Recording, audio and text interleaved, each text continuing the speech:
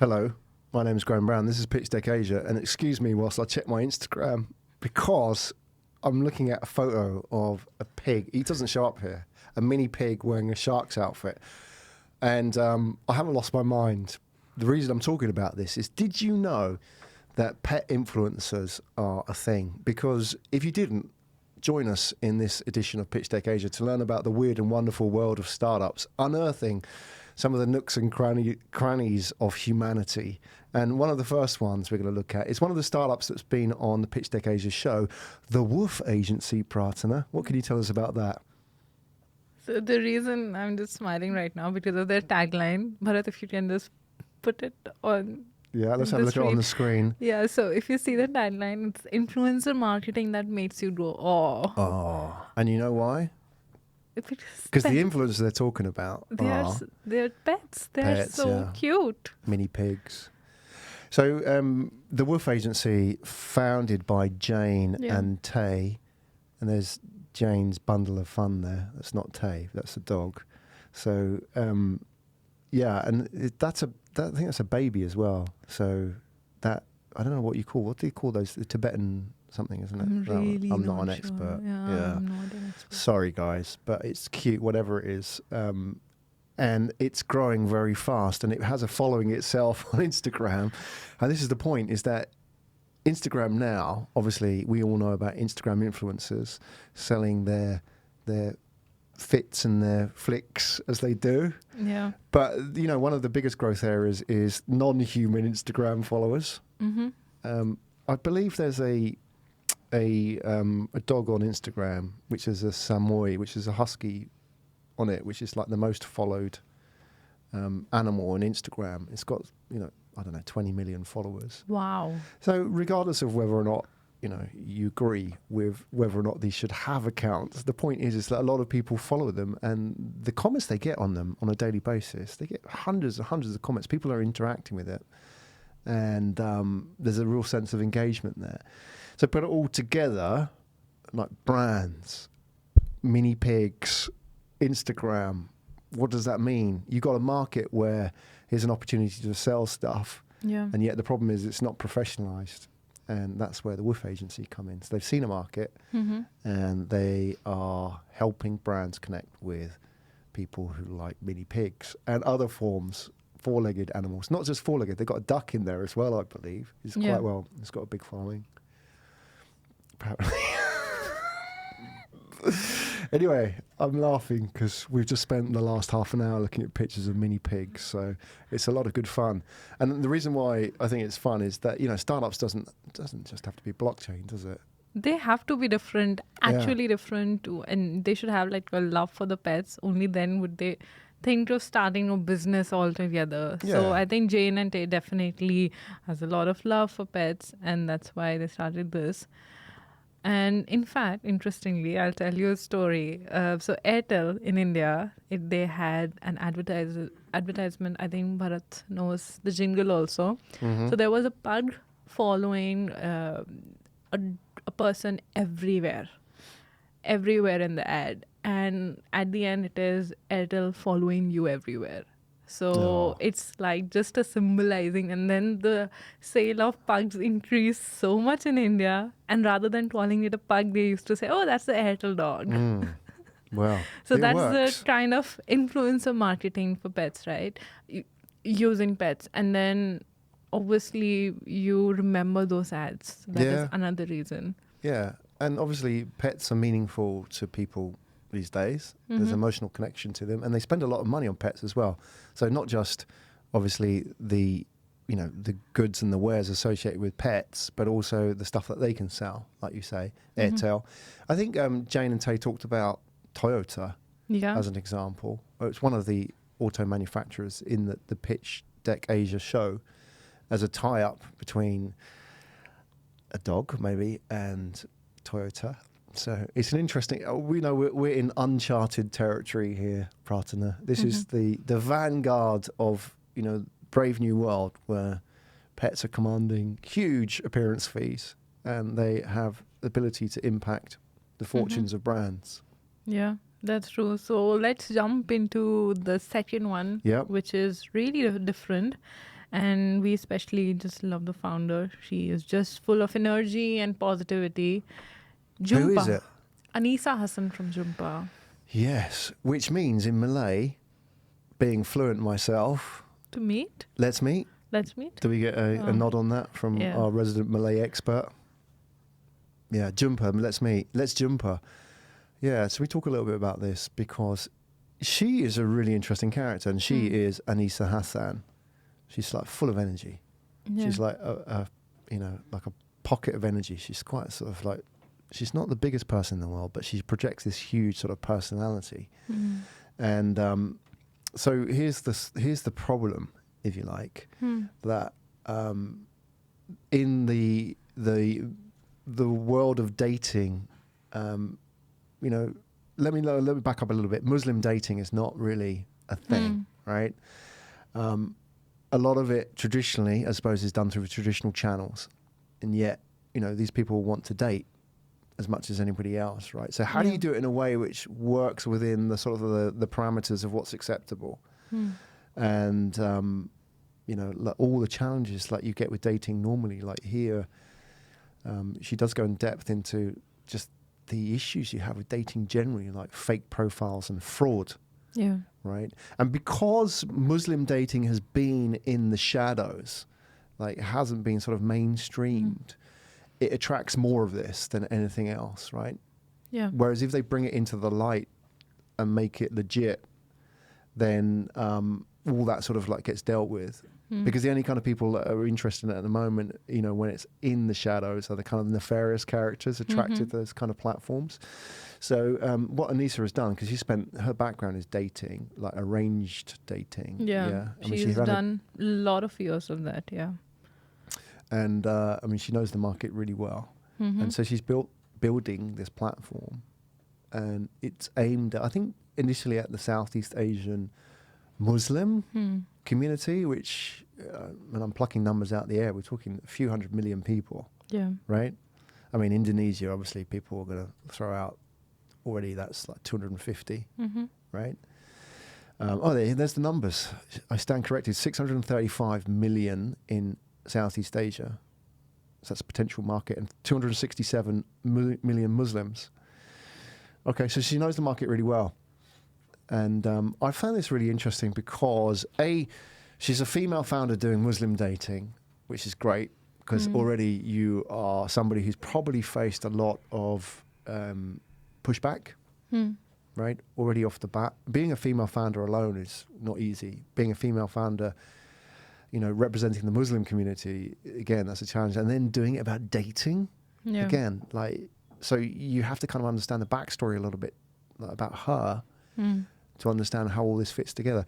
Interestingly, fun fact about Anisa, and correct me, Nisa, if I'm wrong, she is something like the 7th child in her family. Oh, is it? Yeah.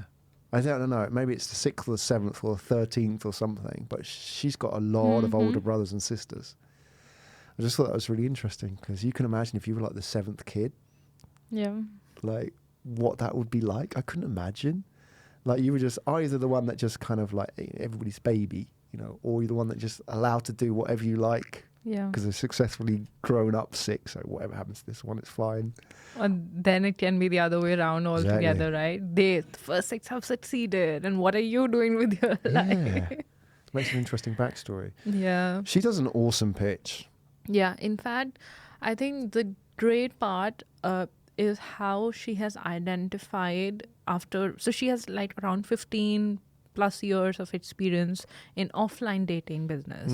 So she has had a business, she still has that business, and now she understands the importance of taking it online.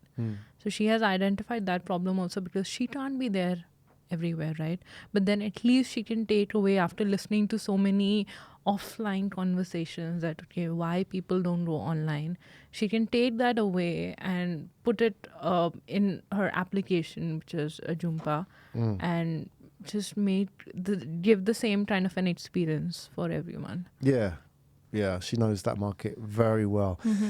I think one of the reasons why it's great for us to profile Anisa is because the cards are stacked against her. And I really, like, to succeed, she has to have a relentless positivity. Yeah.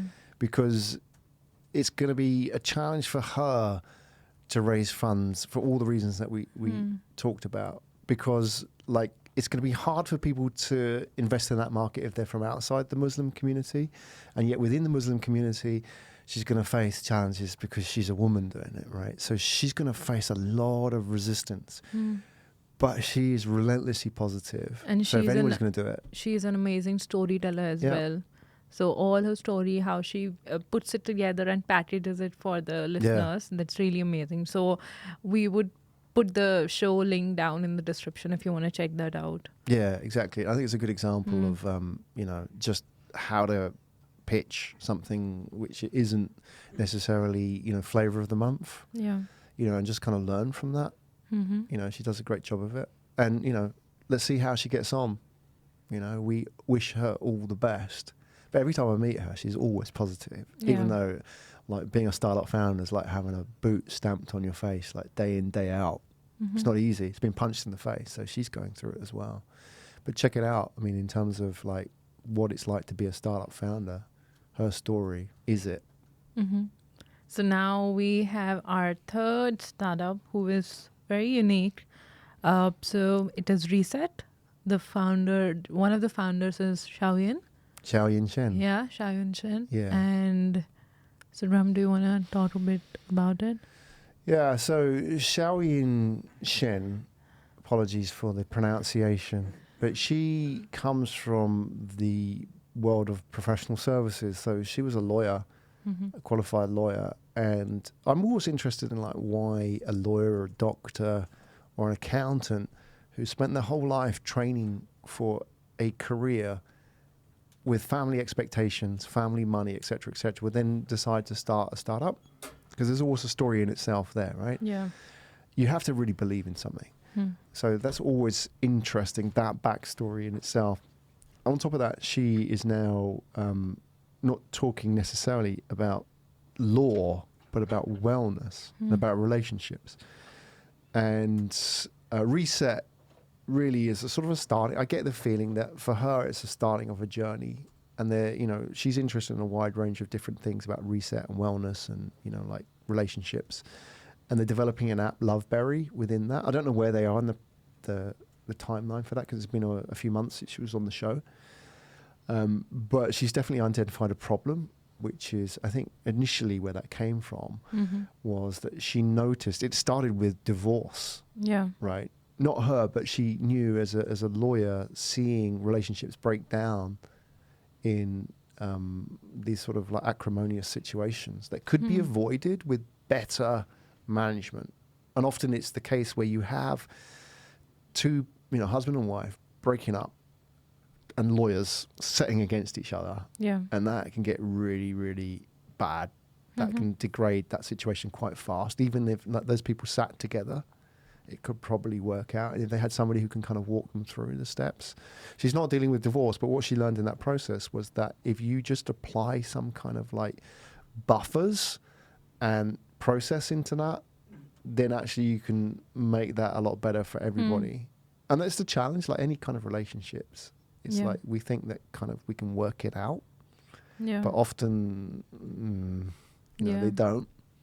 But if you just have some kind of like management in that process, it might work better. Yeah, exactly. In today's kind of fast-moving world, when now both husband and wife are also working and they are not really communicating, so that is, I think, where the Loveberry app also comes in, where maybe, the wife can put in that, okay, you haven't taken me out on a date or something.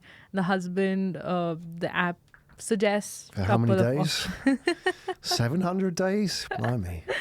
And the app actually gives suggestion to the man. So though both, the husband and wife, they both have to be there on the app to do that.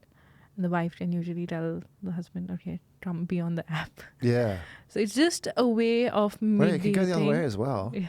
Yes. Come on. Yeah. Really cool world. Yes, it is. So I think they have started with Reset at Work, which is more about curated corporate well-being programs. And then they have the Loveberry app, which is more for the romantic relationships. Yeah. Yeah. It's good. interesting walkthrough of startups and potential startup ideas today, Yeah. and covering very different applications. And I suppose in a way it's a good example of what's possible. You know, you don't just have to do the deep tech stuff. You can do stuff that is meaningful to you, right? And day-to-day life. And I think just to see how they're building it and developing it, you know, I think is a good, I suppose, inspiration for people. If you're thinking about building a startup, is that you don't have to do what everybody else is doing. You know, sometimes being different, which is where we started today, is a great way to stand out, and standing out in itself is a great marketing strategy. So hopefully that was useful to you, and hopefully you enjoyed some of those startups. It was definitely made us go, oh, I think, at the top of the show. My name's Graham Brown, joined by... Pratna Sibyl. Yeah. If you enjoyed this show, you want to go and find out more about the startups on this show, go and check out Pitchdeck Asia. You want to be on the show, there is a button there to submit and get on the show. And if you're following us on YouTube, then please subscribe to the channel. There'll be more content coming your way. And if you enjoyed this particular episode, then please like it, because it will help propagate it out to the rest of the world. See you for the next edition of Pitchdeck Asia. Hi, Graham Brown from Pitchdeck Asia. Pitchdeck Asia, powered by Pitch Media Asia. Pitchdeck Asia is all about giving startup founders a voice. We are a show to help startup founders share their journey. So if you enjoy these stories, then why not subscribe to our YouTube channel? There's the subscribe button over there. Hit that subscribe button. Follow us on the journey. Leave a comment. I look forward to seeing you at the next episode.